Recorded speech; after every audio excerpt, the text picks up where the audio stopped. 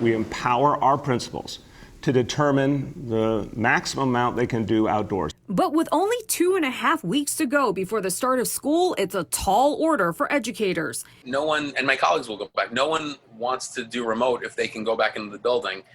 But again, I just don't see how you spin out that kind of infrastructure in 2 weeks. Steve Swazicki is a high school social studies teacher, pointing out it's just not feasible in some schools like his. With Lehman High School, we're positioned over the Hutchinson River Parkway.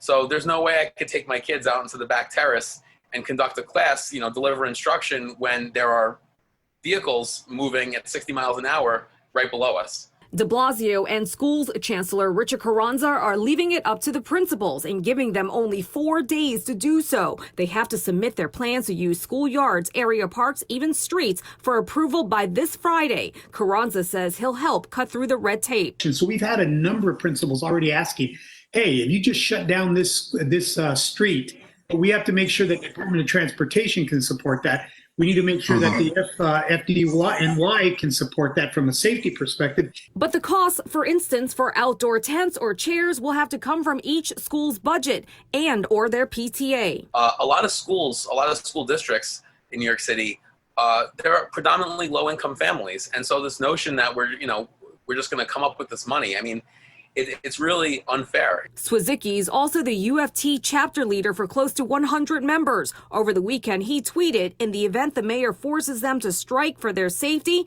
a plan is in place to do so. No one wants to strike. We are praying on a daily basis that the mayor gets into line with parents, teachers, and other elected officials.